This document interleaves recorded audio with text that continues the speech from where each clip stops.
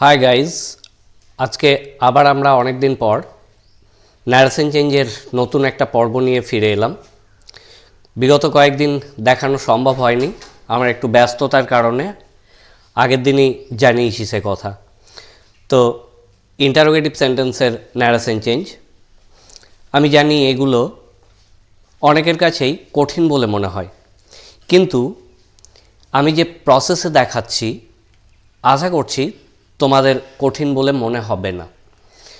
আগেই WH word ছাড়া যে সমস্ত সেন্টেন্স হয় সেই সমস্ত সেন্টেন্সের ন্যারেশন চেঞ্জ দেখিয়েছি। আজকে আমি পরপর সমস্ত WH ওয়ার্ডগুলো দিয়ে কিভাবে ন্যারেশন চেঞ্জ হচ্ছে সেগুলো নিয়ে আলোচনা করব একটা একটা করে। তো আজকের WH ওয়ার্ড আমরা নিয়েছি হোয়াট। দেখো একটা এক্সাম্পল নিয়েছি, Urmi said to Anshu, what do you mean. আমি আগেও বলেছি ডু বা ডাজ থাকলে সেটা উঠে যায় এবং মূল ভার্বের V2 হয়।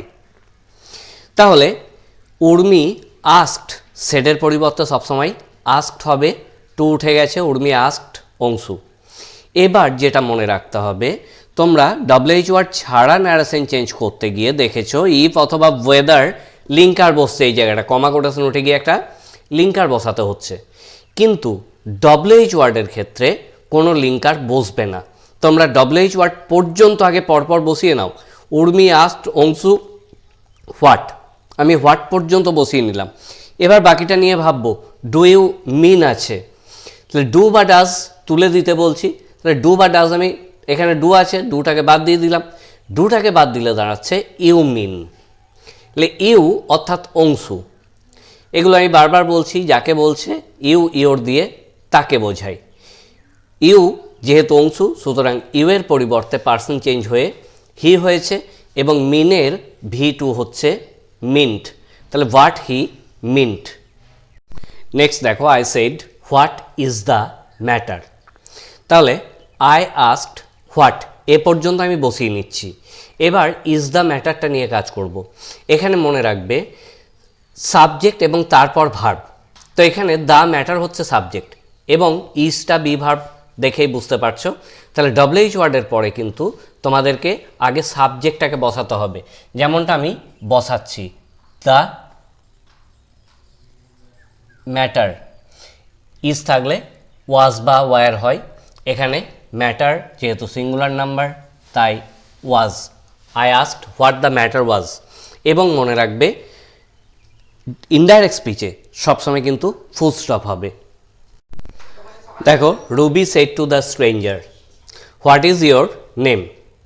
তাহলে Ruby asked the stranger what পর্যন্ত বসিয়ে নিয়েছি। এখন ইজ ইয়োর নেম, এইটাকে এই অংশটাকে অ্যাসার্টিভ করলে দাঁড়াবে ইয়োর নেম ইজ। তাহলে ইয়োর হচ্ছে দ্য স্ট্রেঞ্জার, সুতরাং হোয়াট হিজ নেম ওয়াজ। এভাবে তোমরা করতে পারো। তাহলে WH ওয়ার্ড পর্যন্ত বসিয়ে নিয়ে সাবজেক্ট WH ওয়ার্ডের পরেই সাবজেক্টটাকে বসাবে, সাবজেক্ট বসানোর পরে ভার্বের যে পরিবর্তন সেটা বসবে। আবার দেখো, Swami said what have you written father. তাহলে এখানে কিন্তু স্বামী কথাটা তার বাবাকে বলছে, সুতরাং এই যে যাকে বলেছে সে যদি কোটেশনের মধ্যেও থাকে তাকে কিন্তু রিপোর্টিং ভার্বের পরেই নিয়ে আসতে হয়। তাহলে এখানে অ্যান্সার করছি, দেখো স্বামী আস্কড ফাদার, বাবাকে বলেছে, সুতরাং ফাদার এখানে বসে গেল। এরপর হোয়াট হ্যাভ ইউ রিটন, এইটুকু অংশ হোয়াটটাকেও বসিয়ে নিলাম। তাহলে স্বামী আস্কড ফাদার হোয়াট। এবার হ্যাভ ইউ রিটন, এই অংশটাকে অ্যাসার্টিভ করলে দাঁড়াবে ইউ হ্যাভ রিটেন। ইউ বলতে ফাদার, সুতরাং he had written. Swami asked father what he had written. দেখো, the doctor said to the patient what is your problem. তাহলে the doctor asked the patient what পর্যন্ত বসিয়ে নিয়েছি।